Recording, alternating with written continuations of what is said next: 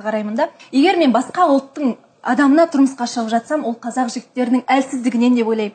Себебі мысалы Кавказ ұлтынан болсақ, немесе сол жақтағы ұлттардың біраз адамдары, мысалы жігіттері өздерінің ұлтының бір қызын мүлдем орысқа болсын, басқа ұлтқа болсын, қазаққа болсын бермейді.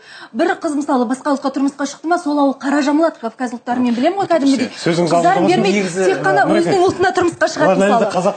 Ал қазақ жігіттерінің әлсіздігінен, мысалы қазақ жігіттері соншама мықты болса, соншама намысшыл болса, ондай бір қазақ қызын басқа ұлтқа жіберіп қойып қарап отырмас еді. Ана басқа ұлттың жігітіне мысалы менің қай жерім кем деген сияқты үлкен биіктерге талпынады еді. Ана жігіттің деңгейіне мысалы сол жігіттің деңгейі қандай болса, қазақтың жігітінің деңгейі одан екі есе жоғары болу керек. Біздің түсінгеніміз, сіз қазақ жігітінің намысы жоқ, басқа шет елдің жігіттерінің намысы бар.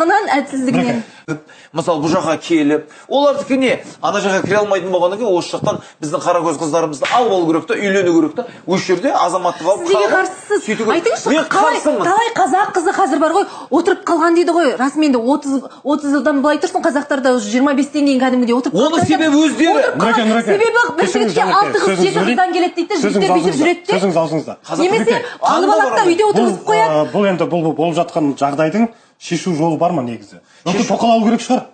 Соны мен ойлаймын, негіз бастағы жақтағылар, біздің бас жақтағы үкіметтегі адамдар негіз қолдайды дейді ғой. Бұрын шариғатта да айтқан, негізі 4 әйелге дейін рұқсат дейді. Мүмкін біреу бір анаған айтады ғой, қазір кезде көңілдес дей ма, көңілдес тапқанша ана қыздардың кейбіреулері қазір кезде мен қыздарға да қараймын, бүйтіп әйелі бар ма, тұра тұрыңыз, әйелі бар ма, жоқ па, ештеңеге қарамайды қазір қыздар, себебі олар отырып бара жатыр ма? Бұл тақырыптың шешімін табу өте қиын. Біздің ойымыз тек қана алып қалу ғой қазақ қыздарын осы жерде. Қорытындылап жіберсек. Алып қалғыңыз келсе, онда заңды өзгертіңіз және мені тоқал қылып ұсыныс жасаңыз.